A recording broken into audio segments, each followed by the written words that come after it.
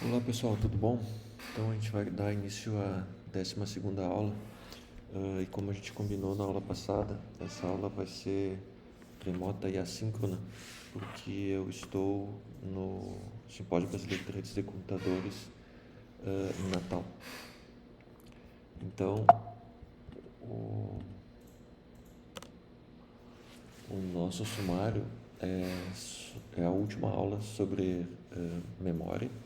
Então, na primeira aula, a gente viu sobre o mapeamento de memória física e memória lógica, sobre o MMU e sobre o particionamento estático de memória, né, que pode ser estático e dinâmico, onde numa alocação estática a gente tem fragmentação interna, a gente aloca um processo dentro de uma partição fixa e a sobra do que tem do processo em relação à partição a gente chama de fragmentação interna. Também na alocação dinâmica a gente pode ter partições do tamanho do processo, e o que pode acontecer é que podem ter várias fatias de processos pequenos e grandes, e pode ocorrer a não alocação de espaços entre essas partições, processos, e esses espaços são chamados de fragmentações externas. A gente também viu alguns algoritmos para alocação de forma mais eficiente da alocação dinâmica, por exemplo, o best fit, o worst fit, first fit e circular. Na aula seguinte, a gente começou a estudar sobre paginação e segmentação. Então, foi desenvolvida pedaços na distribuição de processos ao longo da memória, não simplesmente uma alocação contígua sequencial. E esses processos eles são alocados em frames na memória física e páginas na memória lógica, e o mapeamento entre uma página e um frame é feito pelo MMU através de tabelas de páginas. A gente estudou sobre esses mecanismos de alocação de páginas e como isso tudo funciona. A gente também discutiu que posteriormente à evolução de paginação começaram a perceber que existiam a necessidade de agrupar páginas, porque quando tem um processo, esse processo vai chamar algumas páginas que estão relacionadas a, por exemplo, uma função, a uma classe. E quando tu chama uma página, como uma página pequena, como a gente viu na aula passada, de normalmente 4000 4K, a gente precisa alocar mais do que uma página. Então, começaram a surgir as técnicas de segmentação, que nada mais são do que clusters de páginas, que quando tu acessa uma página, tu acessa várias páginas ao mesmo tempo. E o que falta nós discutirmos é o que a gente vai ver na aula de hoje, que é a memória virtual. Então, a gente vai discutir como funciona essa questão de dizer para o processador ou para o módulo de alocação de memória que eu tenho mais memória do que de fato eu tenho fisicamente. Como é que funciona esse mapeamento? Quais são os problemas que essa memória virtual possui, os problemas clássicos, e como a gente pode resolver esse problema. Então essa é a aula de hoje. Depois eu vou fazer um exercício mostrando algumas ferramentas experimentais de uso de memória no Linux, e também no final da aula discutir sobre o último seminário dessa disciplina, que faz parte do GP. Então, eu vou trabalhar aqui com uma ferramenta, né? Então, o que a gente precisa entender é que eu só consigo ter memória virtual porque eu tenho o MMU, que é a unidade de alocação de gerenciamento de memória, e eu tenho uma separação entre a memória lógica e a memória física, e essa separação é indireta, que nem a gente viu há 2 aulas atrás. Como eu não tenho, a CPU não acessa diretamente fisicamente a memória física, então há uma direção, e o MMU pode implementar, por exemplo, tabelas de páginas, e inclusive nessa tabela de páginas pode ser indicado que eu tenho uma quantidade maior de memória do que de fato eu tenho. Então, somente a parte do programa precisa estar na memória. Isso é uma característica bem importante, né? Então, nem todo o processo que está sendo utilizado precisa estar na memória. Pode estar em disco, né?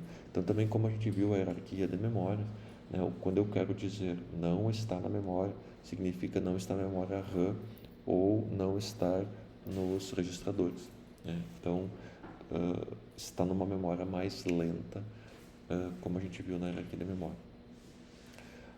Diferente do que a gente viu há 2 aulas atrás, onde todo o processo tem que estar carregado na memória de forma contínua.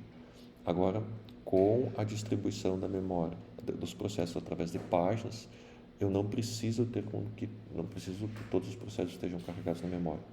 Eu posso simplesmente ter as páginas que realmente eu estou acessando naquele momento. Sistema operacional.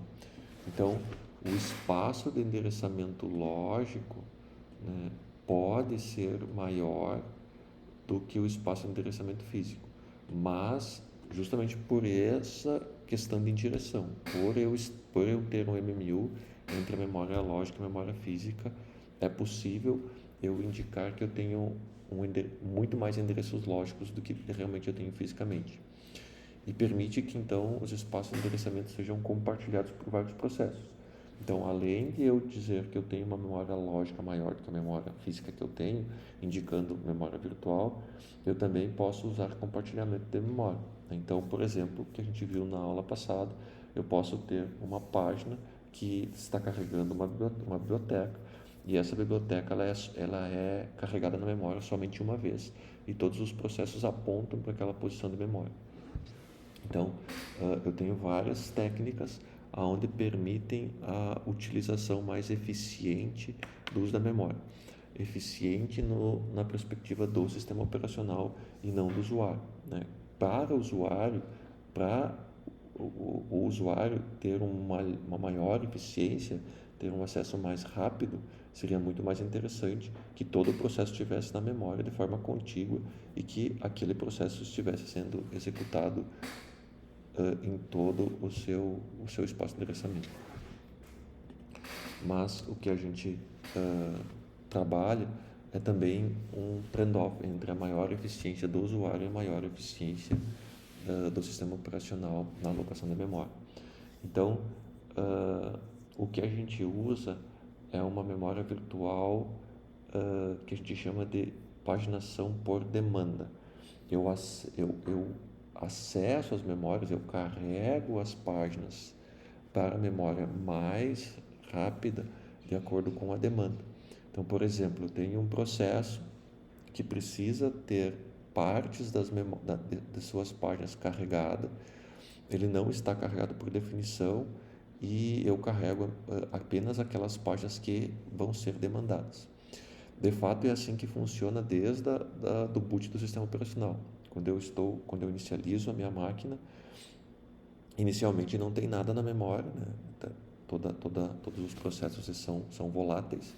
À medida que eu vou carregando o sistema operacional e os processos, eles estão demandando, né? Eles estão sendo solicitados através do acesso da memória lógica e o sistema operacional carrega essas páginas da memória física para a memória lógica através da paginação por demanda.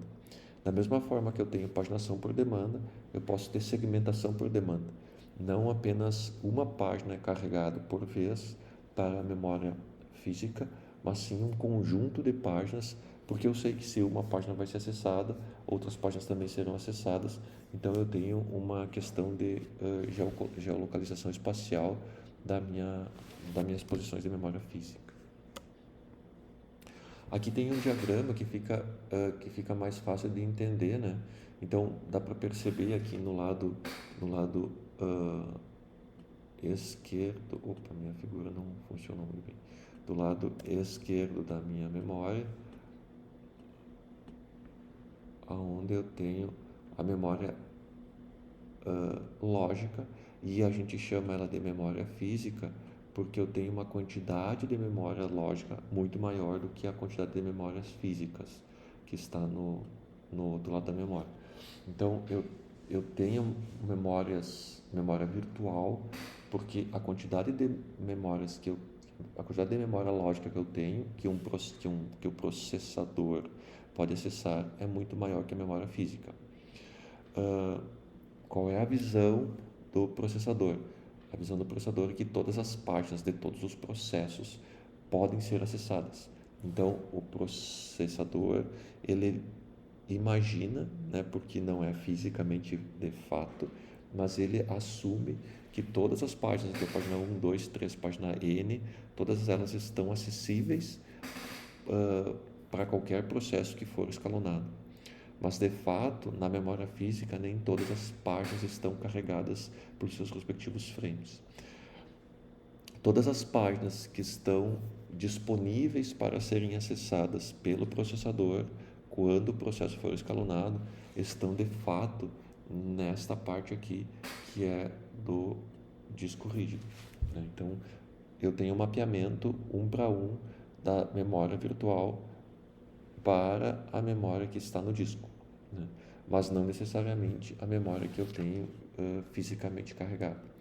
E esse mapeamento, então, ele é também feito pela MMU, pela Unidade de Gerenciamento de Memória, através da paginação das tabelas de páginas. Só que agora, diferente da semana passada, aonde todas as minhas páginas de fato estavam carregadas na memória física, agora eu relaxo essa premissa. Nem todas as páginas estão de fato na memória lógica. Então eu tenho que ter uma técnica um pouquinho mais apurada na minha MMU, na minha tabela de páginas, que é o que a gente vai ver agora. Beleza? Só vou passar aqui. Então, a paginação por demanda permite, né, que páginas inseridas na memória somente serão carregadas quando necessárias. E isso vai permitir que eu necessite menos I/O, né? Então, eu não vou precisar ficar carregando todo o tempo, interpretando e processando todos os I/Os. Eu só vou fazer isso sob demanda. Necessita menos memória, né? Memória física, porque eu tenho um mapeamento das minhas memórias, da minha memória virtual, memória lógica, como se todas estivessem disponíveis, mas de fato não estão. Então, na minha memória física eu tenho menos, eu preciso menos memória do que de fato eu preciso. E essas informações elas estão no disco, na memória secundária. Aqui é polêmico, né? Tá, a literatura, em alguns livros, ela aborda que esse processo é mais rápido, depende do ponto de vista, né? Então, por exemplo, o processo é mais rápido se todos os processos estão de fato na memória, né? Mas isso é numa perspectiva do usuário. O que está colocando aqui memória mais rápida é numa perspectiva do sistema operacional, aonde o sistema operacional ele tem uma resposta mais rápida para o tratamento de uma falta de página. E o que é mais interessante aqui é eu consigo manipular, eu consigo interpretar uma quantidade maior de processos.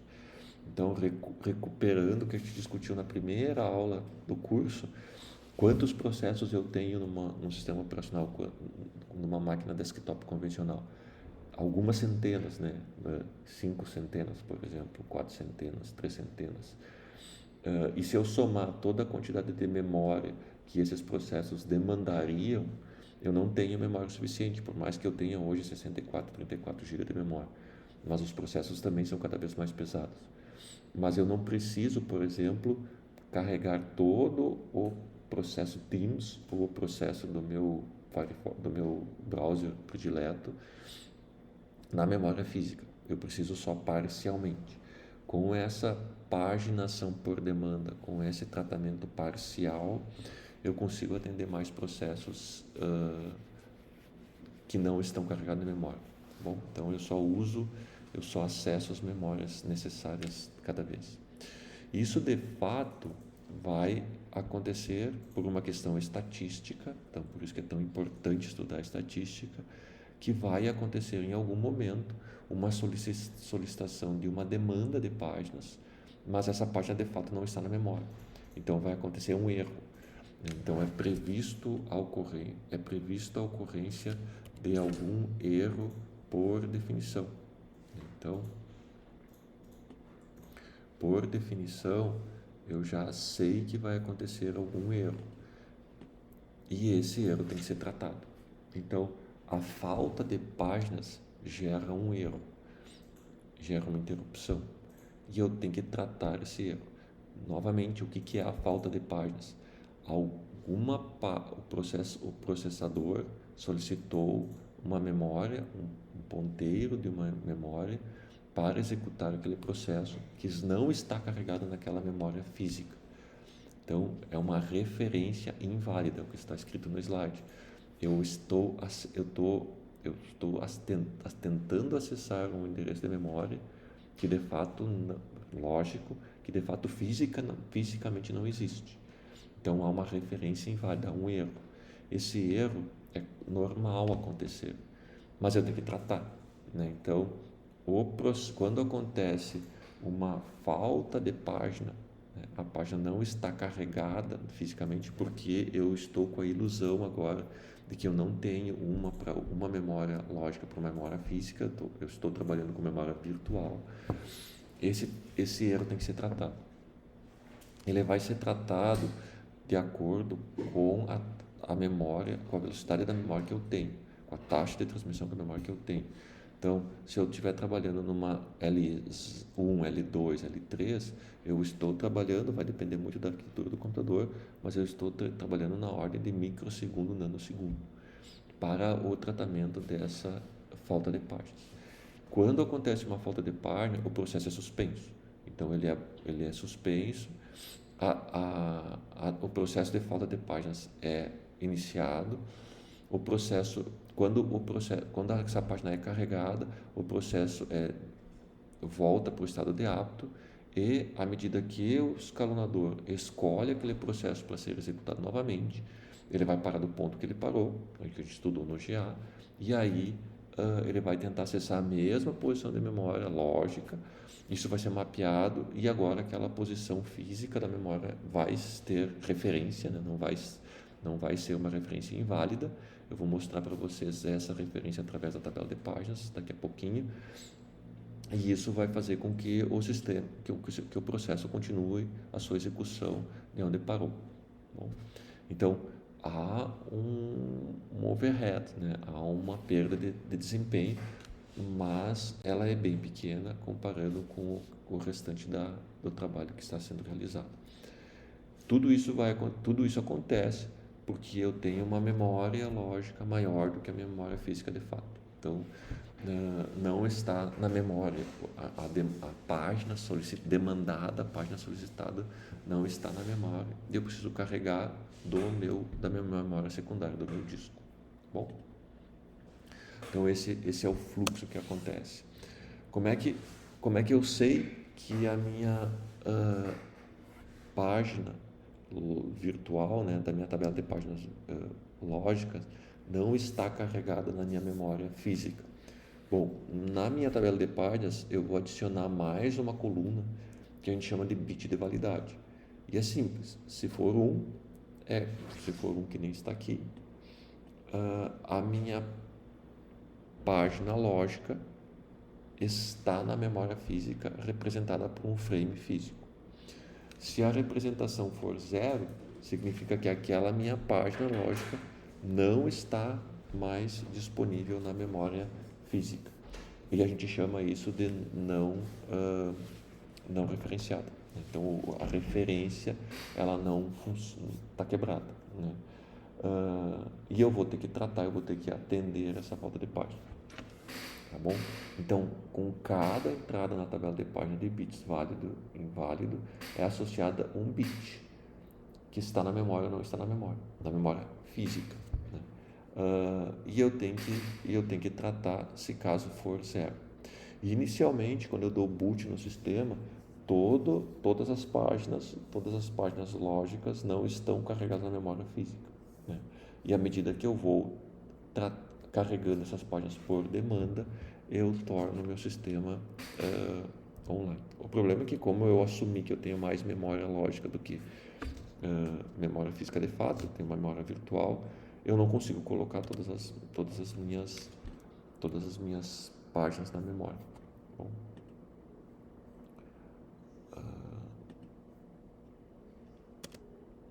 seguindo aqui, ó, então eu tenho, durante a tradução do endereço, se o bit de validade da entrada for 0, há uma falta de páginas, né? E eu vou ter que tratar essa falta de página. Então, vou ter que atender a minha falta de páginas. Então, opa, o que aconteceu aqui com o meu... Aqui. Então, eu tenho que atender essa falta de páginas aqui. Bom... e como eu comentei, né, então a falta de páginas acarreta a suspensão do processo e inserção do estado bloqueado, né? Então, esse item aqui, ó, ele é bem importante porque ele representa a associação de tudo que a gente viu no GA, né? Então, por que eu tenho um estado bloqueado? Bom, porque aconteceu uma falta de páginas e eu tenho que suspender o processo. Então, até a página ser carregada novamente na memória, o processo fica suspenso e depois ele vai ser colocado na fila de hábitos, que nem a gente viu, que nem eu comentei anteriormente. Então, a associação do módulo de memória está diretamente relacionado com a associação do módulo de escalonamento. Então, um depende do outro, outro depende de um. Então, o mecanismo de suspensão, escalonamento, vai depender se aquelas informações que eu preciso estão de fato na memória ou não. Aqui é um diagrama de como funciona a tabela de páginas, considerando agora a memória virtual. Lembrando que na semana passada a gente estudou e não existia, a gente tinha um mapeamento 1 para 1, uma memória lógica e uma memória física. Agora não, agora eu tenho uma memória lógica maior que uma memória física. Essa figura é do livro do Silver Sharps e ela induz ao erro, porque aqui, ó, eu tenho uma memória lógica menor do que a minha memória física, mas exatamente o oposto que eu estou falando. Mas essa parte aqui da memória lógica, o Silver Sharps está representando apenas como sendo um processo. Então, não significa que ela é menor que a memória física. Ele simplesmente quis representar parcialmente um processo e não um processo inteiro. Mas é interessante a gente perceber que aqui, ó, nessa tabela da esquerda, eu tenho um processo com 8 páginas, né? 1, 2, 3, 4, 5, 6, 7, 8. DAH. Essa aqui é a visão da minha memória lógica. O processador, quando o processo ganhar processador, ele tem a visão que todas as suas páginas estão de fato na memória. Mas de fato, aqui a gente consegue perceber que apenas a página A, C e F estão na memória física. Todas as outras páginas, a B, D, E, G e H, elas não estão na memória física, mas todas elas estão na memória secundária. Então, o que eu tenho na minha tabela de páginas é um mapeamento. Por exemplo, a página 0, né, que tem a informação A, ela é válida e ela está no frame 4. A página 1, ela não está na memória, por isso que tem o bit de inválido aqui, né? A página 2 está na memória, com a informação C, e ela está na posição 6, então o bit de validade V. A página e a última página que está de fato na memória é a página 5, que está na posição 9, e daí por isso que tem o bit de validade. Então, esse processo demandou 3 páginas, a página 0, a página 2 e a página 5. Elas estão na memória física, mas todas as outras páginas não estão na memória física. Percebam que eu preciso muito menos memória física do que realmente todo o processo que está sendo executado. Muito menos significa eu tenho 8 páginas e eu estou executando esse processo apenas com 3 páginas lógicas. A visão do processador é que todas as páginas lógicas estão na memória. De fato, fisicamente, apenas 3 frames estão carregados na memória. Mas todas essas informações estão na minha memória secundária, no meu disco rígido. A questão é, se eu precisar, como esse processo está em execução, se eu precisar, por exemplo, a página 1 com a informação B, eu vou acessar a tabela de página e vou ver que o bit de validade está zero, está inválido, né? No caso da figura aqui, na prática é zero. Isso vai gerar uma interrupção, vai suspender o processo. A página B vai ter que ser carregada da memória secundária para a minha memória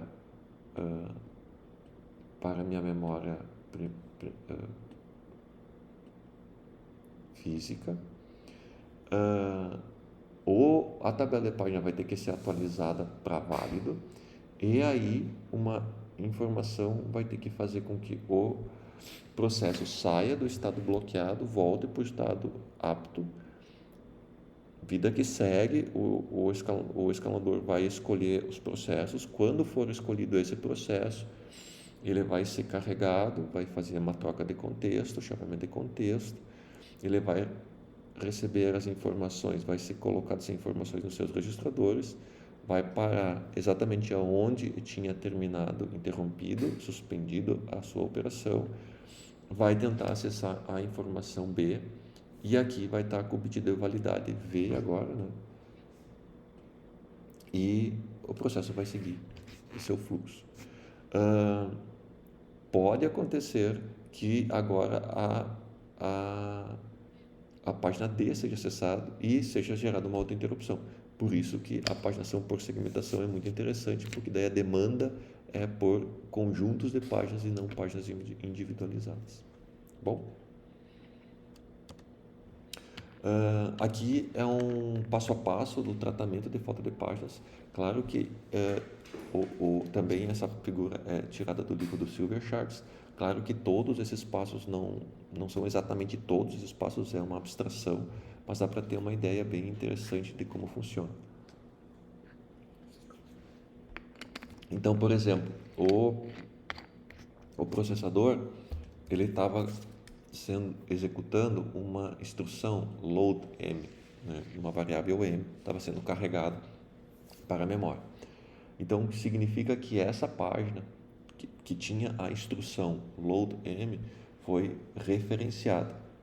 Esse é o primeiro passo em relação à memória. Depois dessa referência, eu vou olhar a tabela de páginas e aquela página não está carregada na memória física, porque eu tenho um bit de invalidade, né? Ou bit de validade zero. Isso vai gerar uma trap, isso vai gerar uma interrupção. O sistema operacional vai ter que suspender o processo e vai ter que buscar essa informação que está no disco e carregar para a memória.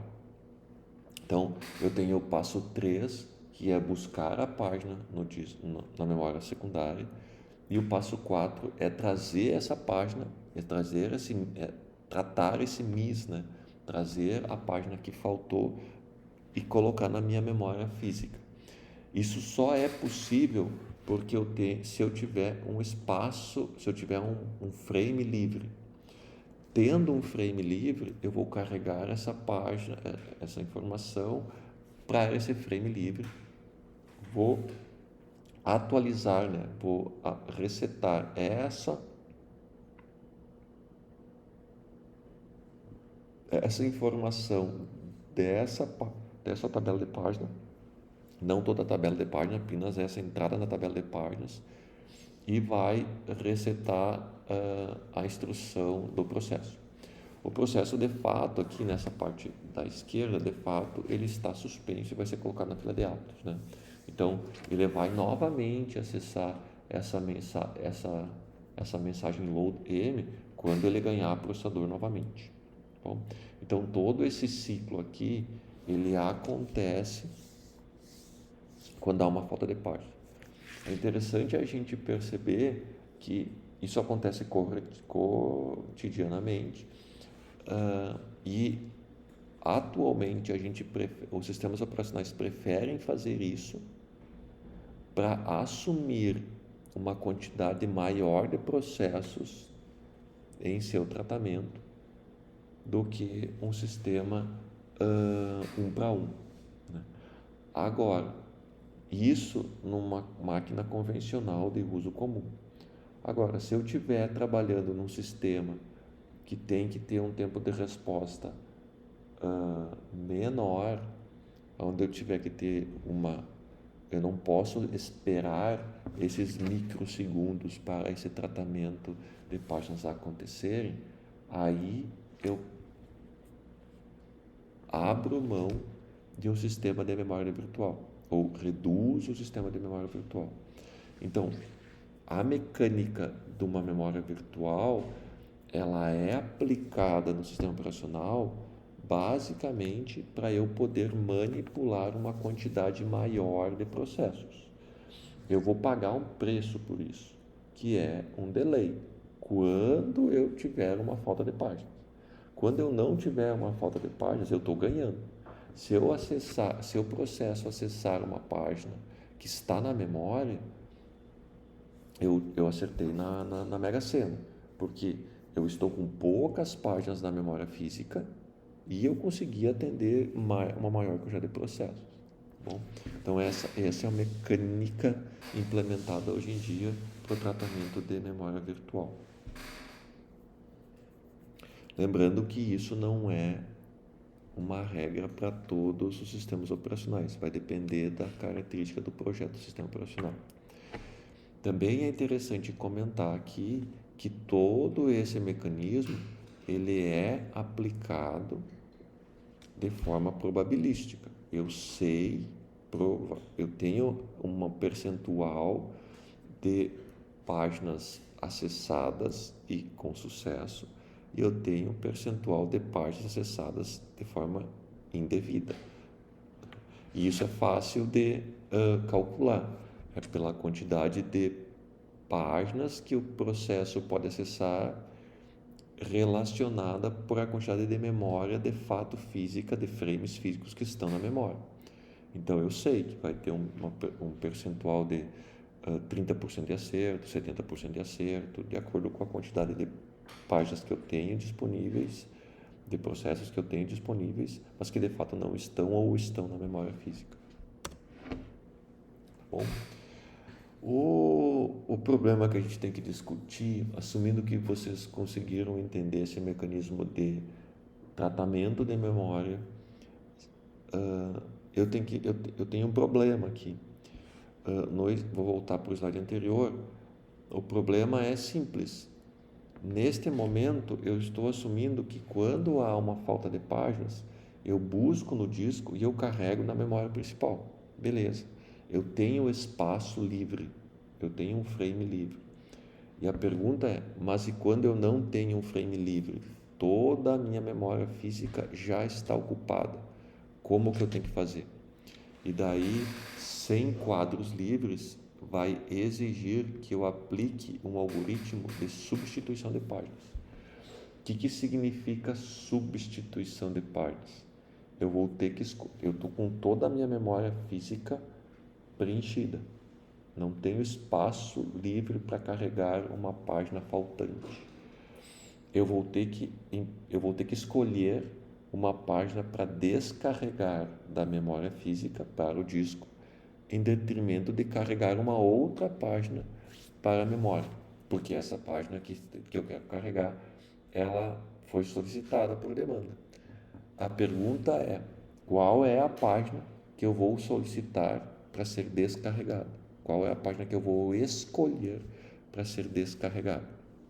Então, encontrar alguma página na memória e armazenar no disco. Então, eu tenho que desenvolver um algoritmo e eu quero um algoritmo que resulte no menor número de páginas faltantes. O que eu quero dizer com isso? Quando eu escolho uma página para ser descarregada para o disco, a gente chama essa página de página vítima, porque ela está na memória e eu vou descarregar para uma memória mais lenta, para um disco. Normalmente 3 a 6 ordens de grandeza mais lenta. O que eu quero? Eu quero desenvolver um algoritmo que idealmente eu descarrego a página, eu escolho uma página vítima e essa página, de fato, ela não seja mais acessada. Porém, o que pode acontecer é, na pior caso, é eu descarregar uma página para o disco, né, para a memória secundária, e a próxima página que vai ser solicitada pelo processador é justamente aquela que eu descarreguei. Aí realmente eu tive uma péssima escolha, tomei uma decisão muito ruim, porque eu escolhi uma página que vai ser logo solicitada de novo. Então, eu gastei, né, eu consumi recurso computacional descarregando a página para o disco, sendo que a próxima página que vai ser demandada é justamente aquela que eu descarreguei. Então, eu vou ter que fazer o processo inverso, eu vou ter que agora carregar ela para a memória. Então, eu gastei tempo e recurso porque eu errei na escolha da página vítima. Então, o que o algoritmo quer é encontrar qual é a página que deve ser descarregada. Então, a gente vai ver isso. Eu só vou comentar aqui, fazer um adendo, que quando eu estou trabalhando com memória virtual, eu tenho outros benefícios. Eu já vou voltar para a página vítima. Mas esses benefícios, né? Então, não é só o overhead de descarregar uma página vítima e carregar uma página demandada, mas também eu tenho o ganho de fazer copy on write, por exemplo, cópia na escrita, de poder carregar páginas, ler informações e só modificar aquela página quando realmente for uma escrita. Quando eu estiver lendo, eu simplesmente aponto, né? Faço apontamento. Esses apontamentos podem ser cópia, somente fazer cópia na escrita, que se chama copy on write, ou fazer um mapeamento de arquivo em memória, né? Memória compartilhada, que a gente chama de mapping. Então, eu vou explicar superficialmente o copy on write, mas eu vou explicar também, vou mostrar para vocês depois que esse é um tópico que pode ser melhor explorado por algum de vocês no seminário do final do bimestre. Então, copy on write permite que o pai e o filho, né, um processo pai ou um processo filho, e compartilhe a mesma página de memória. Somente quando o pai ou o filho então eu só tenho uma página de referência, né? Somente quando o pai ou o filho modificar, né, escrever naquela página, aí o sistema operacional faz uma cópia. Enquanto não há modificação, enquanto não há escrita, eu economizo memória. Então, a modificação ela é eficiente na sua leitura. O compartilhamento é eficiente na sua leitura. Apenas quando há uma modificação que eu realmente crio uma nova memória física. E de forma similar, quando eu estou falando com arquivos mapeados em memória. A questão aqui é só o acesso à memória. Copy on write exclusivamente trabalha com memória. Arquivos mapeados em memória compartilhada, aí eu tenho o I/O, né? Eu tenho mapeamento de arquivos de entrada e saída. Aí é mais lento porque eu estou envolvendo o sistema operacional para uma leitura e uma escrita da memória secundária. Então, eu tenho um I/O em arquivo que é tratado no acesso à memória. Mas o princípio é o mesmo, um endereçamento de memória para o tratamento de demanda de página. Então, eu só acesso, eu só carrego aquela memória quando ela é de fato acessada. E isso é feito através de uma chamada de sistema de escrita-leitura.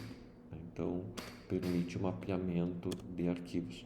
Aqui tem um exemplo, né? Então, eu tenho o processo A no lado esquerdo da minha tela e o processo B no lado direito da minha tela. E percebam que tanto o processo A tem 6 páginas carregadas, quanto o processo B tem 6 páginas carregadas. Eles são instâncias do mesmo processo, só que armazenam informações diferentes. Dá para perceber aqui, por exemplo, que a página 6 do processo A, ele está acessando essa posição de memória.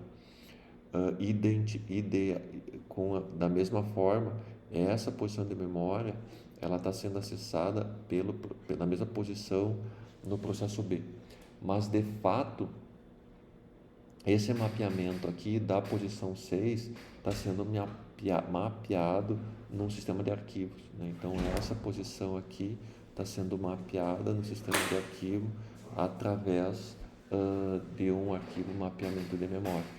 Tanto o processo A quanto o processo B têm referências a essa posição de memória, mas a memória secundária, a memória física também é mapeada indiretamente, economizando um acesso da memória secundária. Então, essas técnicas de mapeamento de memória, elas servem como objetivo economizar, né, ser mais eficiente no uso da memória, na alocação da memória física. É nessa perspectiva, numa perspectiva do sistema operacional.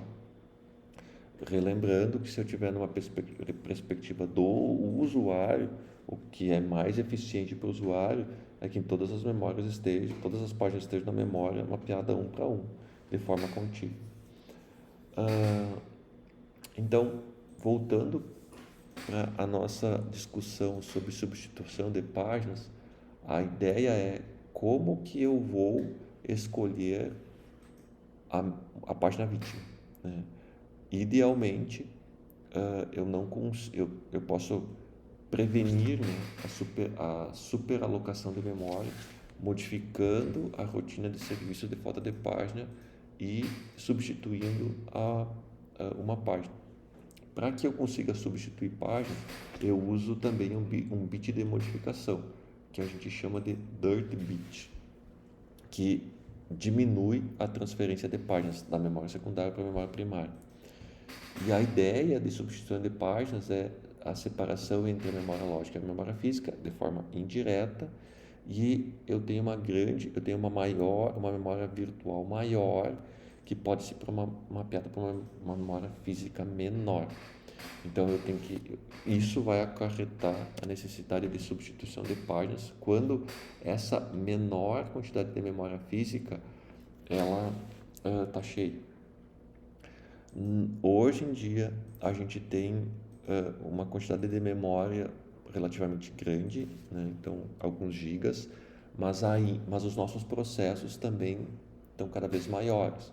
Então eu ainda tenho, desde o século passado, eu ainda tenho uma situação onde eu uso toda a minha memória física. A minha memória física ela ainda é menor do que o que eu estou de fato usando. Neste caso, como eu tenho memória virtual, eu vou ter que escolher minha página vítima. É o que está sendo representado nessa figura. Aqui nessa figura não está mais representando a memória lógica, apenas a tabela de página, onde eu tenho páginas que estão carregadas na memória, que não estão carregadas na memória. O que acontece na memória física é que toda a memória está full, né? Então, tudo está ocupado. Se tudo está ocupado, então toda essa parte aqui e toda essa parte aqui está ocupada. Então, significa que eu não tenho mais espaço de memória física disponível quando acontecer, por exemplo, uma solicitação de uma página zero que não está na memória física, não está na tabela, está com o bit de validade zero. Aí eu vou ter que escolher uma página vítima e eu vou ter que fazer eu vou ter que fazer swapping. Daí aqui já é um bom momento, né? O Silverchart usa swapping, mas ele está usando swapping aqui como o verbo de movimentar. Cuidem para não confundir swapping com paging. Quando a gente estava trabalhando na primeira aula sobre gerenciamento de memória, eu comentei com vocês que a gente poderia fazer swapping out e swapping in. E swapping out e swapping in é o descarregamento e o carregamento de todo o processo numa partição swap. Aqui eu estou descarregando uma página vítima, também numa partição chamada swap, mas eu só estou descarregando esta página. Então, de uma forma mais correta, seria dizer que eu estou fazendo swapping out, paging out e paging in, descarregando uma página e carregando uma outra página, que é o que mostra na figura. Só que cuidem quando os livros falam em swap. Daí, normalmente, os bons autores, eles estão falando em swap como verbo de descarregar e carregar uma página. Nos livros em português pode acontecer uma tradução errada de usar swapping como sinônimo de paging. Não tem problema, a questão é entender que quando eu estou fazendo swapping, eu estou fazendo swapping do processo inteiro, e quando eu estou fazendo paging, eu estou fazendo paging daquela página exclusiva. Então, essa é a diferença e essa é a questão importante na substituição de páginas. Na substituição de páginas, eu estou escolhendo a página vítima, então estou fazendo paging out e carregando uma nova página que foi demandada, e aí eu estou fazendo paging in. Aqui, nesse slide, eu tomei a liberdade de colocar 12 passos sobre o tratamento de uma falta de página. Quando eu fiz isso há bastante tempo atrás, eu não tinha a intenção de que esses 12 passos fossem todos os passos, né, de um tratamento de página. Eu só estou colocando eles aqui para vocês conseguirem associar com o tratamento de falta de página com o escalonamento. Então, obviamente, vai ter passos que eu acabei suprimindo, eliminando, porque é só para vocês fazerem o exercício de ver como é que funciona o tratamento de páginas. Vocês podem adicionar mais itens, menos itens. O importante é que vocês entendam a relação no módulo de escalonamento com o módulo de memória nesse tratamento de falta de páginas. Então, por exemplo, o primeiro item que eu já descrevi aqui, eu já coloquei como trapping do sistema operacional. Então, já estou assumindo que foi solicitada uma página por demanda e essa página por demanda tem um bit de validade 0. Eu vou ter que fazer o armazenamento dos registradores e do estado. O que eu estou querendo dizer nesse item 2? Eu tenho que fazer troca de contexto. E chaveamento de contexto. Eu tenho que armazenar as informações dos registradores do processo que teve uma falta de página, para que depois, quando ele vai ganhar novamente o processador, ele consiga executar da onde terminou e os seus estados. Então, esse item 2, eu estou querendo que você reflita sobre troca de contexto e chaveamento de contexto, que é o módulo de escalonamento. No item 3, é determinação de uma falta de páginas. Bom, eu tenho que buscar a página faltante, né? A página demandante. Eu vou ter que testar, fazer testes de referência e determinação se aquela página faltante está em disco. A priori, ela está em disco, mas o que eu estou colocando aqui eu tenho que encontrar ela no disco, né? Então, eu tenho que ter informações que a gente não viu ainda, que a gente vai ver no último módulo, que é de I/O. Bom, como que eu acesso uma informação no disco solicitada? Então, eu tenho que testar a referência. Ele está solicitando essa página. Essa página, ela está em tal lugar no disco. Quem faz isso é o sistema de controlador, né, o controlador do disco rígido, em parceria com o sistema operacional. Isso que a gente vai começar a visualizar, vai começar a estudar nas próximas 2 aulas. Aí, eu tenho que ler um frame livre. Então, o que eu quero dizer aqui? Eu tenho que encontrar um frame livre na minha tabela de páginas. Enquanto isso acontece, esses 5 primeiros itens aqui, de uma forma não exaustiva, eu tenho que esperar e escalonar para um outro processo. Bom, o escalonador pode escolher um outro processo porque ele fez o chaveamento de contexto e a troca de contexto. Então, um outro processo pode usar o processador e não deixar bloqueante. Enquanto isso, este processo que solicitou uma página indevida, não é indevida no sentido que não está na memória, ele vai ser suspenso. E aí eu também tenho que, esse item 7 está relacionado com o item 4, eu tenho que gerar uma interrupção de I/O para buscar aquela página no disco. Armazenamento dos registradores de troca de contexto dos processos ou dos processos que foram executados enquanto esse processo está sendo tratado, determinação da interrupção do disco, né? Então eu tenho um outro processo que foi buscar a informação no disco, eu vou ter que atualizar a minha tabela de páginas agora com a informação da página demandada que está em memória, espera pela realocação do processo. Processo, não tenho como saber quando eu vou ganhar novamente o processador, porque isso é uma atribuição do escalonador. Quando o escalonador solicitar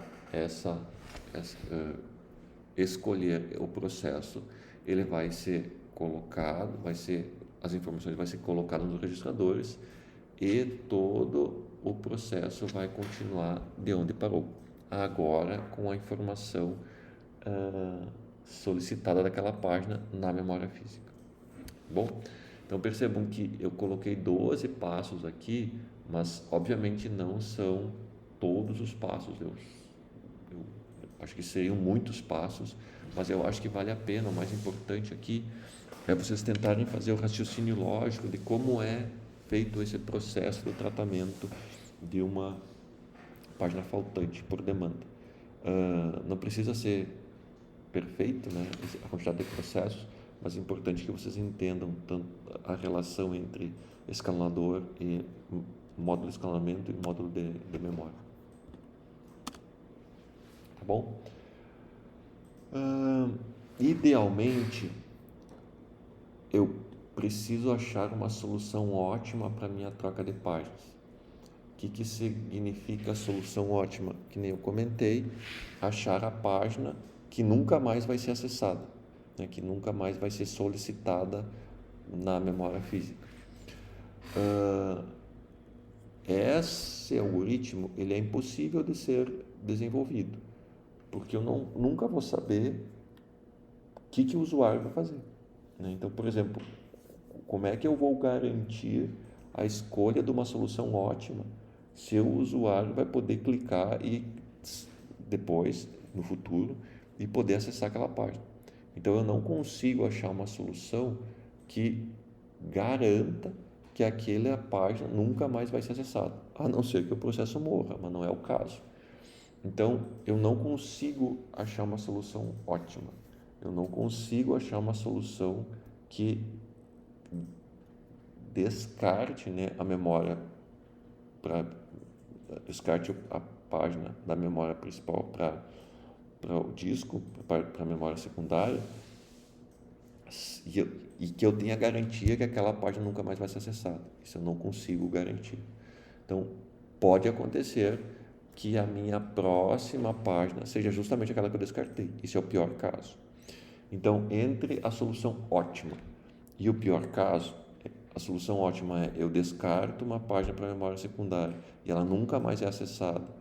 E a pior solução, que é a próxima página a ser solicitada, é justamente a que eu descartei, eu descarreguei para a memória secundária.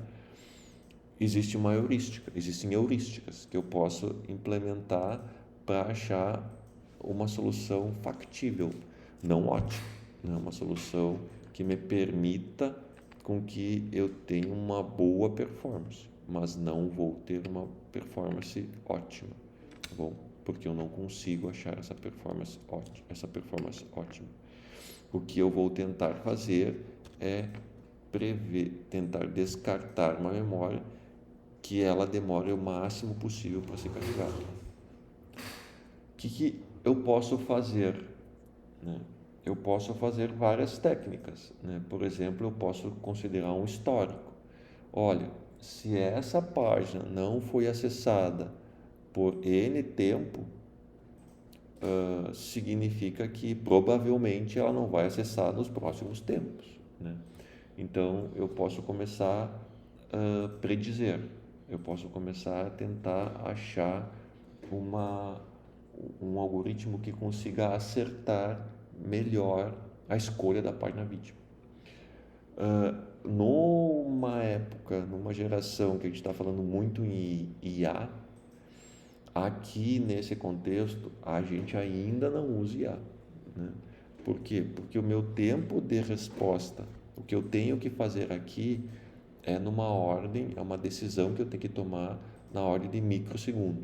Então, fazer um modelo de inteligência artificial para poder acertar ou não acertar me consome muito tempo, e a gente não tem uma IA que consiga resolver isso atualmente numa ordem nessa faixa de tempo, né, em microsegundos, nanosegundos.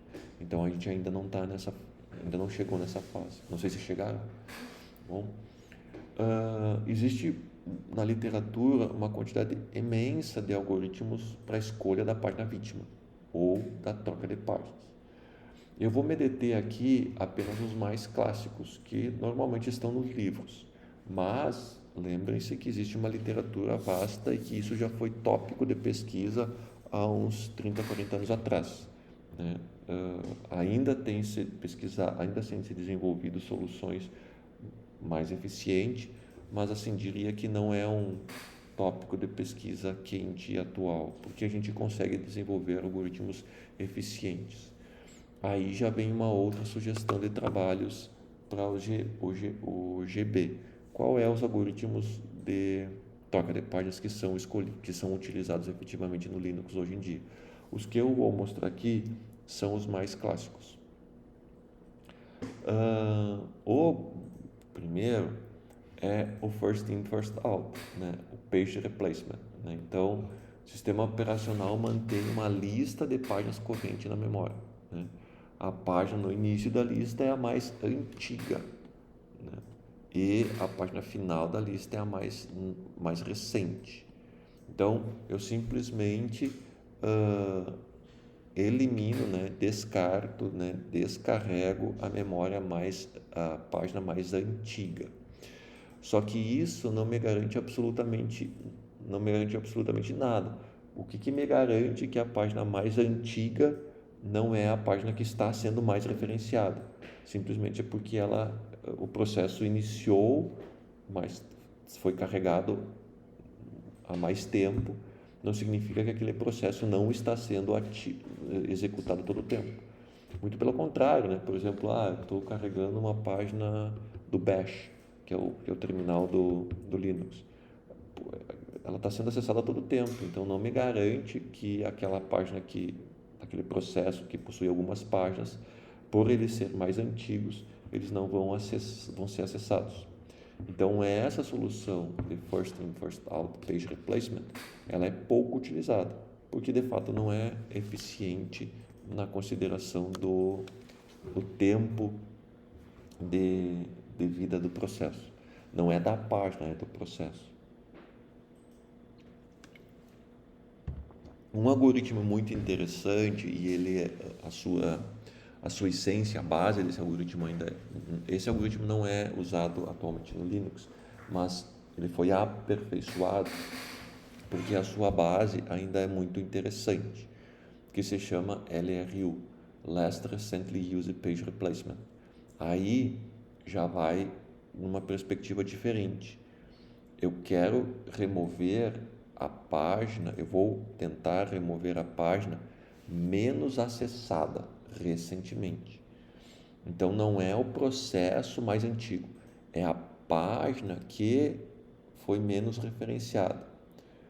Então eu vou trocar páginas menos referenciadas para páginas mais referenciadas ou que estão sendo demandadas. E eu estou assumindo aqui que se estão sendo demandadas ou está sendo um processo novo carregado no sistema ou é aquele processo que está sempre sendo executado.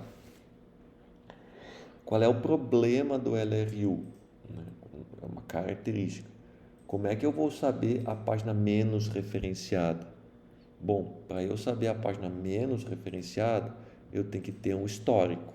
Eu tenho que saber quantas vezes as páginas são referenciadas e considerar um histórico. Então, eu preciso ter uma lista encadeada, eu preciso ter uma estrutura de dados que me diz, ó, nesse intervalo de tempo, essa página foi acessada, não foi acessada, foi acessada, não foi acessada, foi acessada, não foi acessada. Quanto tempo quanto que uma página é acessada? Numa ordem de microsegundos, milissegundos. E eu tenho que ter uma lista, eu tenho que ter uma estrutura de dados que me diga, ó, nesse intervalo de tempo eu acessei, eu não acessei aquela página. Então, eu tenho que ter uma estrutura de dados que me represente o que foi acessado e o que não foi acessado, para daí o algoritmo LRU ter um bom efeito. Para que isso seja possível, a gente normalmente implementa uma técnica que se chama mapa de bits. Daí esse slide aqui eu vou explicar ele de duas formas. Primeiro eu vou explicar LRU, o mapa de bits do LRU e depois eu vou explicar já o algoritmo de envelhecimento. Então, para eu saber se uma página foi mais referenciada ou menos referenciada, eu tenho que ter um mapa de bits. Aqui, ó, eu tenho 1 bit, 2 bit, 3 bit, 4 bit, 5 bit, 6 bits. Bom, poderia ser 8 bits, poderia ser 32 bits, poderia ser 64 bits, de acordo com a arquitetura da máquina. Bom, normalmente o mapa de bits representa a palavra que a máquina tem um bom performance, a arquitetura da máquina. E o que está mostrando 0 e 1 aqui é quando aquela página foi ou não foi referenciada. Então, nesse item aqui, foi referenciada, não foi referenciada, foi referenciada, não foi referenciada, foi referenciada, não foi referenciada. Então, nos últimos 6, né? 1, 2, 3, 4, 5, 6. Nos últimos 6 clocks, né? Nos últimos 6 time slots, eu acessei essa página 1, 2, 3, 4 vezes. E não acessei ela 2 vezes, tá bom? Então, isso se chama mapa de bits. E com esse mapa de bits, eu consigo escolher, ó, então essa página, por exemplo, essa página de bits aqui, ó, ela não foi acessada nenhuma vez. Né? Quando eu pedia para os alunos fazerem esse trabalho simuladamente no curso normalmente de ciência da computação, o que eles faziam? Eles simplesmente faziam um contador, né? Que nem eu fiz agora, 1, 2, 3, 4 bits. Então significa que a página foi acessada 4 vezes. O problema é que isso não funciona porque eu não posso somar, porque isso aqui é binário e não é decimal. Então eu não posso somar isso como se fosse um número decimal. Por quê? Porque pode acontecer situações que nem essa aqui, ó. Esse mapa de bits aqui, ó, ele só tem uma referência, da mesma forma que esse mapa de bits aqui, ó, só tem uma referência. Só que, qual que tu vai deletar? Se tu somar de forma decimal, os dois vão ser 1, só em 6 time slots, eles só foram acessados uma vez. Beleza, mas eu não posso porque esse aqui foi acessado da esquerda para a direita no último momento. E esse aqui foi acessado há 3 momentos atrás. Então esse cara aqui, ó, ele já foi, ele tem uma referência válida, só que já passou 2 time slots. E esse aqui foi acessado no último time slot. Então, se eu tivesse que descartar entre essa página e essa página, eu vou descartar essa aqui. significa que os bits têm significância da esquerda para a direita, da direita para a esquerda. Bom, e eu tenho que levar isso em consideração. Então, quando eu for escolher uma página vítima, eu tenho que fazer um short para saber, não uma soma decimal, para saber qual a página vítima que eu vou ter que deletar. Que eu vou ter que deletar não, que eu vou ter que descartar para o disco. Isso eu tenho que fazer, isso o processador faz muito rapidamente, e por isso que essa técnica tem uma boa utilização. Tá bom? Então, o algoritmo LRU é muito bom, só que ele tem um custo, que é o mapa de bits. Bom, e o que se desenvolve hoje, né, então vocês podem escolher isso para estudar no seminário, qual é o algoritmo que é melhor que o LRU, por exemplo. E daí eu tenho técnicas que tentam fazer a melhor relação custo-benefício, né, armazenar menos informações e ter uma maior eficiência. Também aqui nesse mesmo slide eu tenho o algoritmo Again, que é o algoritmo de envelhecimento. Então, quando eu tenho uma página muito não referenciada, mas eu não quero descartar para o disco, eu dou mais uma chance para ela. Eu troco um bit para ver se ela tem mais uma chance. É simplesmente um algoritmo de uma nova chance, para ver se vai ser referenciada ou não. E eu tenho outro, assim, da mesma forma que o algoritmo Again, eu tenho o algoritmo de segunda chance, né? Então, é um algoritmo FIFO com o bit de R, né? De replacement, para ter uma nova chance. Então, não descartar a primeira vez. Então, a gente poderia, na disciplina, fazer um algoritmo de escolha da página vítima nosso, não de acordo com a literatura, não tem problema nenhum. Então, como eu comentei, a literatura é bem vasta em soluções de novos algoritmos. Algoritmos que consideram uma segunda chance, que não consideram uma segunda chance para o descarte. Esse aqui é um algoritmo de segunda chance para não descartar de fato a página de uma vez só. Um outro algoritmo que vale a pena mencionar é o algoritmo de relógio. Na verdade, é uma lista circular que também tem um algoritmo de segunda chance para a escolha da página vítima. Percebam, eu vou parar por aqui, mas a quantidade de algoritmos que tem disponível para a escolha da página vítima é bastante interessante. O que eu acho que o que eu vou exigir que vocês entendam na prova é o algoritmo LRU. E eu espero que algum aluno apresente no seminário quais os algoritmos de escolha da página vítima estão sendo utilizados hoje no Linux, para a gente entender o que está sendo feito hoje, qual é o algoritmo teoricamente eficiente e o que se tem evoluído a partir daí. Mas eu não vou me deter a ficar explicando vários algoritmos, porque cada um deles tem a sua particularidade e isso vai mudando à medida que vão surgindo novas ideias e evolução tecnológica. Como a gente está falando com páginas sob demanda, o que pode acontecer? Como eu não tenho uma solução ótima, qualquer algoritmo, não importa o algoritmo que você desenvolver, você está usando LRU ou algo mais sofisticado atualmente, qualquer algoritmo pode errar, porque está usando uma heurística. O que significa isso? Eu posso decidir por uma escolha de uma página vítima e essas páginas vítimas elas são demandadas na sequência, em seguida.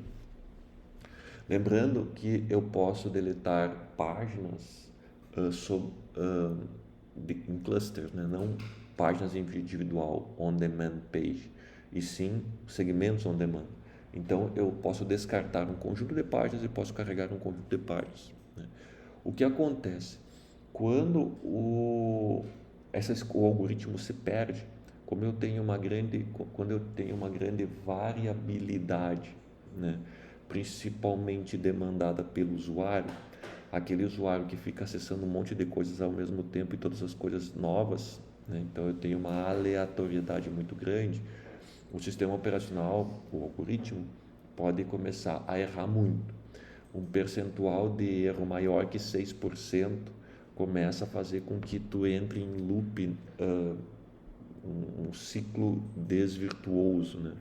aonde eu começo a fazer swapping, paging e paging in e paging out por de uma forma muito alta, mais que 6%.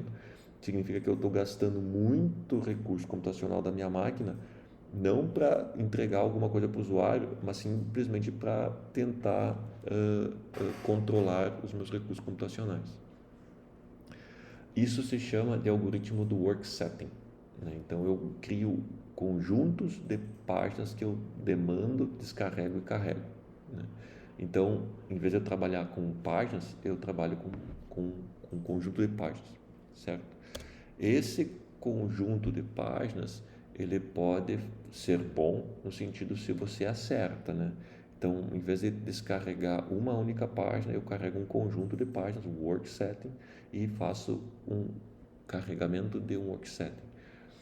Se o algoritmo funciona bem e eu consigo carregar e descarregar de forma eficiente, aonde a demanda é efetiva, né? Não acontece mais uma maior quantidade de páginas falsas, né? Páginas indevidas, referências indevidas, eu tenho uma eficiência na escolha das páginas falsas. Porém, eu vou passar aqui um pouquinho, pode acontecer trashing. O que significa trashing?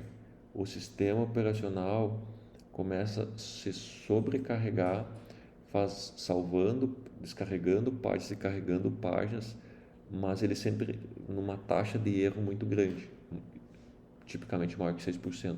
Então ele está gastando muito recurso computacional descarregando páginas e carregando páginas e não está conseguindo diminuir um threshold, um percentual de páginas. Então, antigamente, quando as CPUs tinham aquelas luzinhas, né, de uso da CPU e começava a ficar muito ligada, muito acelerado, é justamente porque o teu sistema operacional está em trashing, né, está errando muito a escolha da página vítima ou do conjunto de páginas vítimas. Vou retornar um slide, porque o que é interessante é que quando eu estou trabalhando com work setting, eu tenho uma variabilidade temporal e uma variabilidade espacial, que é o que eu vou comentar aqui, né? Por exemplo, temporalmente, eu estou trabalhando de disco para memória. Quando eu estou trabalhando com memória, aqui eu dei um exemplo, né? 40 nanosegundos. Quando eu estou descarregando para a memória e carregando para o disco, desculpa, e carregando o disco para a memória, eu estou trabalhando numa faixa de 3 milissegundos. Então, é uma ordem de grandeza, né? De nanosegundos para... Não, desculpa, é 3 ordens de grandeza. De nanosegundos para milissegundos. Então, eu estou perdendo muito tempo porque eu estou escolhendo a página vítima de forma errada. Então, eu tenho 1000 vezes, né, 3 ordens de grandeza maior quando eu estou fazendo descarga no disco. Isso significa que eu estou trabalhando com um princípio de localidade, não é só temporal. Agora é localidade, aonde está a minha informação que eu preciso salvar? Está no disco? Está na memória RAM? Está na memória cache? Está nos registradores? Então, eu tenho uma influência no tempo em relação à localidade. Então, eu tenho o que a gente chama de localidade de referência, temporal e espacial. Temporal é o tempo que vai demorar para mim acessar aquela informação que está no disco. E de localidade, que é o motivo por que eu estou demorando mais, né? Então, eu tenho que trabalhar com a localidade de referência, aonde está a informação e quanto tempo demora. Então, o tempo, mais tempo ou menos tempo, de nanosegundos para milissegundos, vai estar relacionado a onde está a informação de fato. E quando eu faço, quando eu trabalho com o workset, eu estou descarregando um conjunto de páginas para a memória física que tem 3 ordens de grandeza mais lenta. Então eu tenho que levar em consideração isso. E como eu estou descarregando por uma memória 3 ordens de grandeza menor, mais lenta, pode acontecer CPU estressada, né? Que é thrashing. Quando o meu modelo de workset não conseguiu acertar as páginas de descarte, né? As páginas que eu vou colocar em memória secundária e carregando novas páginas para a memória principal. Normalmente porque eu estou errando, porque as páginas que eu estou carregando para a memória não são acessadas e as páginas que eu estou descarregando estão sendo demandadas novamente. Então eu acabo entrando num loop desvirtuoso. Bom, isso envolve tempo e envolve localização. Também tem um problema do workset model, é o tamanho do meu workset, o tamanho do meu conjunto de páginas que eu descarto. Se eu tiver um workset pequeno, eu não vou representar a localidade, não conterá porque é poucas páginas em relação à memória virtual e a memória física e a memória secundária. Se eu tiver um workset grande, eu estou considerando a variação temporal e espacial. Então, a definição do projeto no sistema operacional em relação ao workset é interessante. A definição do modelo de workset também é interessante. De novo, esse modelo não tem relação com o modelo de inteligência artificial, e sim tem relação com a escolha do conjunto de páginas que você vai descartar ou carregar para a memória principal. De novo, aqui tem exemplos de temporalidade, né? Estou trabalhando na ordem de nanosegundos e de milissegundos. Não há espaço ainda para eu trabalhar com inteligência artificial atualmente nesse nível. Bom, e o conteúdo da disciplina de módulo de gerenciamento de memória, a gente fica por aqui. O que eu vou fazer agora é um experimento utilizando ferramentas do sistema operacional Linux. Então, a nossa atividade da aula de hoje, ela simplesmente se refere a utilizar, deixa eu pegar aqui, a utilizar essas ferramentas. E a pergunta que eu estou disposto a discutir com vocês é, vou passar a pergunta aqui, ó. Existem várias ferramentas no Linux que permitem visualização de gerenciamento de memória. A pergunta é, o que podemos visualizar, né? Então, lá na primeira aula, deixa eu voltar aqui, lá na primeira aula, a gente discutiu sobre as características do sistema operacional, como, por exemplo, abstração, transparência. Então, tem alguns casos que eu não consigo visualizar, ou tenho mais dificuldade de visualizar. O Linux apresenta algumas ferramentas, que nem essas aqui, por exemplo, onde eu consigo visualizar mais ou menos informações de memória. São informações mais simples ou informações mais detalhadas, mas de fato, pela característica da abstração e da transparência do próprio sistema operacional, vai chegar um momento que eu tenho dificuldades de acessar essas informações. Para eu conseguir fazer esse experimento, principalmente nesses comandos, nesse último comando aqui, eu preciso estar trabalhando com uma máquina bare metal.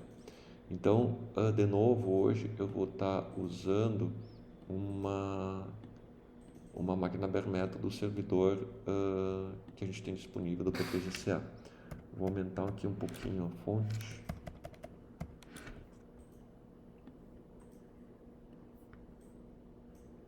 E a gente vai fazendo junto esse experimento. Bom? Então, a ideia desse experimento é justamente visualizar o que eu consigo, entender o que eu consigo visualizar no Linux através das ferramentas que tem disponível. E o exercício da atividade é simplesmente vocês reproduzirem o que eu estou fazendo agora. Bom, eu só vou acessar uma máquina não do front-end, do cluster, onde eu tenho mais segurança. A primeira ferramenta é a mais simples possível.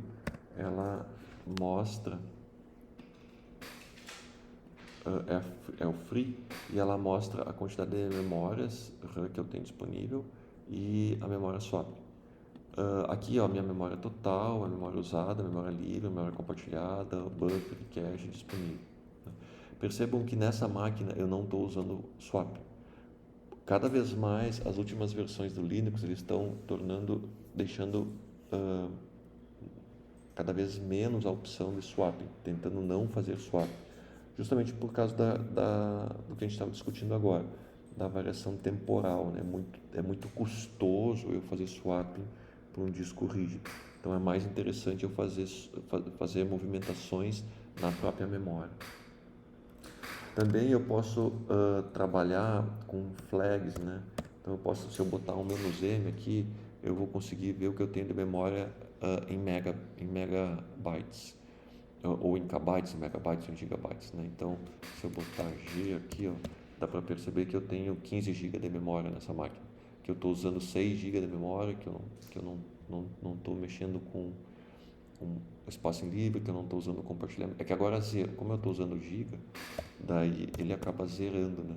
Mas então tem espaço livre, agora botei em mega, né? Espaço livre, compartilhado, buffer disponível.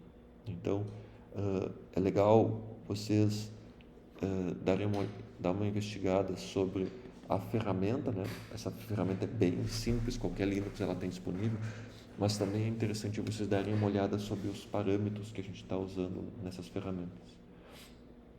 Tá bom?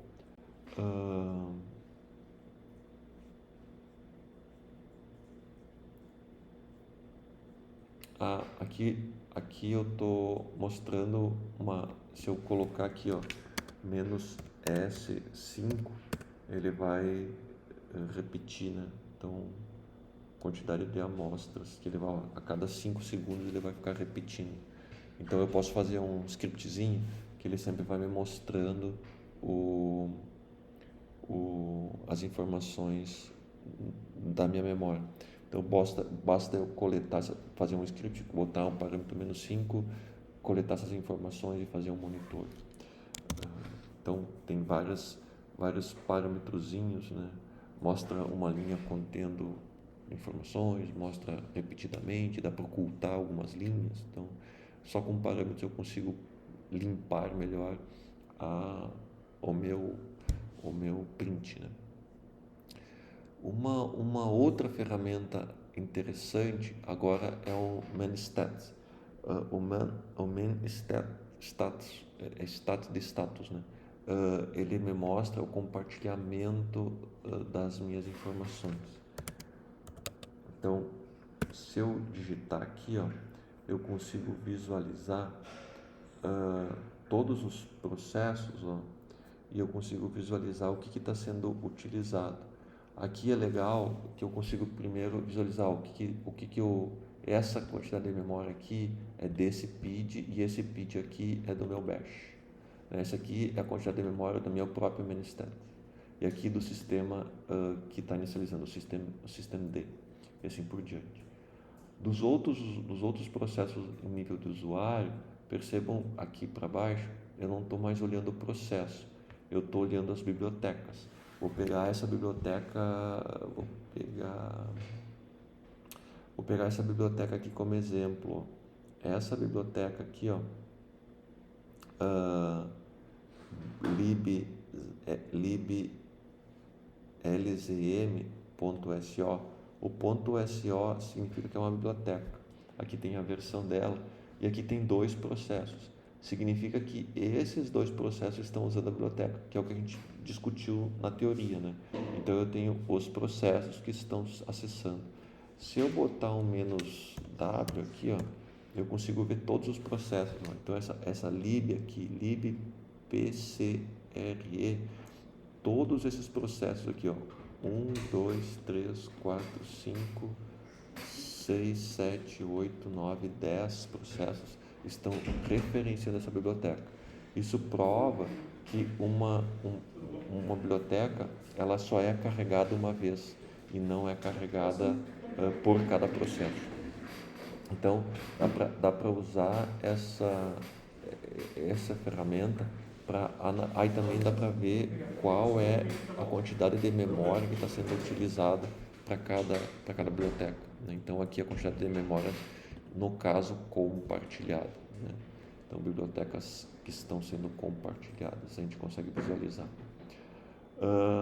Eu posso usar essa biblioteca junto com um grep. Então eu uso um pipe, né? E ver informações de outras naturezas. Por exemplo, eu quero saber o que está em cache. Eu acabei de ver que eu não tenho nessa máquina, como lá no Free eu vi que eu tinha memória suficiente, estou com 16 GB, então significa que eu não estou usando memória cache aqui. Então eu consigo visualizar, consigo tentar encontrar novos tipos de uso de memória. Então tu pode dar um grep e conseguir começar a visualizar detalhes do que está sendo carregado ou não está sendo carregado na memória. Bom, se eu botar só cache aqui,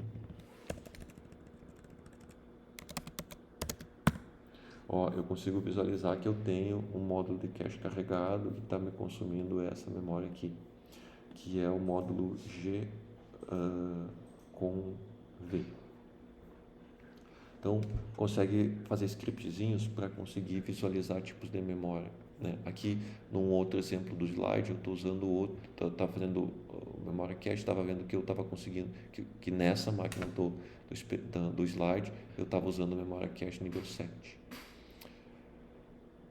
Uma outra ferramenta refere sobre a parte da memória virtual, né? Então, eu posso dar um clear aqui, visualizar VM status, né? E aqui eu consigo visualizar. Ele não mostra, essa ferramenta mostra sobre o status da virtualização VM, né? Então parte do processo, parte da memória, do swap, da entrada e saída, do sistema e da CPU. Aqui, do processo, eu tenho a parte do binário e de leitura, de memória swapping, livre, buffer e cache, swapping in, swapping out, de entrada e saída in e out, do sistema eu também tenho informações adicionais e da CPU eu também tenho informações. O que nos interessa para a aula de hoje é só a parte de memória e swap. Então dá para visualizar o que eu tenho disponível. O legal é que eu posso visualizar isso aqui através de parâmetros onde eu consigo visualizar melhor, né? Então, disco aqui, leitura, escrita. No caso aqui é sobre estou vendo aqui sobre o SDH, né?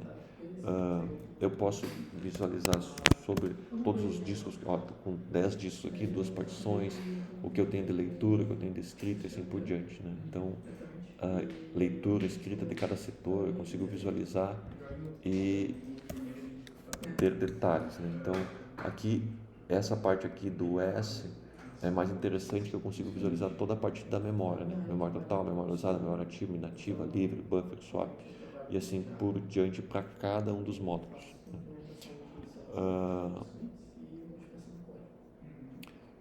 Uma outra ferramenta legal é o PMAP, só que o PMAP ele vai mostrar informações sobre o processo, então eu tenho que acessar o processo.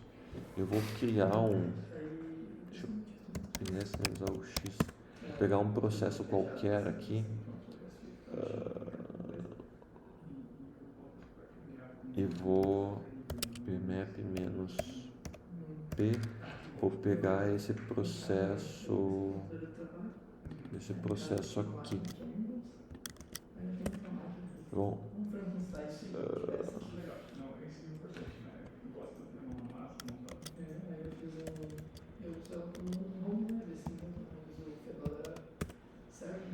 eu consigo visualizar informações do processo, né? Então aqui no slide está mostrando, eu estou pegando o processo em nível de usuário, do superusuário. Ah, tá, tem que pegar um processo aqui,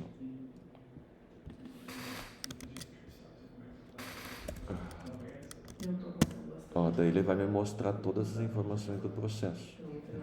Então eu consigo visualizar, ó, toda a parte, aquela parte que a gente viu lá no começo da disciplina, eu consigo ver a parte dos dados, das pilhas, da compartilhamento de memória, de todas as informações e todos os endereços que estão sendo acessados para cada parte da minha memória. Eu consigo visualizar isso de todo o processo e agora eu consigo entender que cada uma dessas partes de endereçamento aqui, ó, que está bem à esquerda, que eu não comentei isso lá no GA, ela faz referência a uma página. Então, todo esse processo aqui está sendo carregado em memória, mas são páginas, algumas compartilhadas por bibliotecas, outras não. Então, é bem interessante visualizar.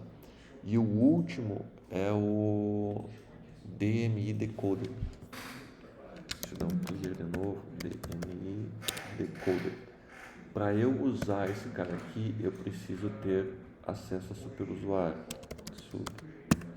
Ó, e aqui, ó, eu estou visualizando toda a parte de hardware do meu computador. Como esse aqui é um servidor, eu tenho bastante informação. Eu posso dar um "-t" e visualizar aqui, ó, tudo que eu posso ver, ó, BIOS, System, a protoboard, o processador e a memória. E daí a gente pode fazer assim "-t", memory, e visualizar todas as informações agora físicas, né? Eu quero saber a disponibilização física de cada tipo de memória. Então estou vendo de cada slot de memória. Então esse softwarezinho, eu preciso ter esse superusuário e eu preciso estar num bare metal. Se eu tiver num Docker ou numa máquina virtual, eu não vou conseguir visualizar porque a camada de virtualização não me permite acessar. E aqui eu consigo visualizar até o que eu tenho em cada parte de memória do meu hardware. E como essa aqui é uma máquina grande, eu tenho vários dispositivos de memória carregados nela. Então eu consigo visualizar todas as etapas dessa memória. Tá bom? O que eu quero que vocês façam é executem esses comandos e tentem responder, fazer um relatório sobre o que vocês visualizaram. Essa parte aqui vocês não precisam fazer, tá? Porque essa parte é um desafio. Se vocês quiserem fazer, desculpa, fiquem à vontade, mas é fazer um script que pega as informações de 5 em 5 minutos. Usando o comando netstats -s-5, ele vai ficar mostrando em 5 em 5, e daí a ideia é só pegar essas informações e visualizar de uma forma limpa, só com o que eu estou pedindo aqui. Mas isso é opcional porque envolve programação, tá bom? Depois eu tenho mais uma atividade aqui para vocês em relação ao MV Stats, só para saber o quanto tem de página in e página out, e é isso. Então a atividade dessa semana é bem prática, tá bom? E para finalizar a nossa aula, eu gostaria de mostrar para vocês o enunciado do trabalho do GB. Então eu disponibilizei aqui o enunciado, segue o mesmo padrão do GA. Vocês têm que entregar o tema individual até semana que vem. Vocês têm 15 minutos para apresentar no dia 17/6. E aqui eu estou colocando algumas sugestões. Na própria aula de hoje eu falei sobre copyright, eu falei sobre quais são os algoritmos de escalonamento atuais no Linux, sobre utilização, então tem vários assuntos. Como a gente não viu entrada e saída ainda, eu coloquei algumas sugestões, mas isso a gente vai ver nas próximas aulas, tá bom? Então, a gente fica por aqui na aula de hoje. Agradeço a compreensão de vocês por a gente não estar fazendo uma aula presencial síncrona, mas sim uma aula remota assíncrona, tá bom? Eu encontro vocês na semana que vem. Muito obrigado.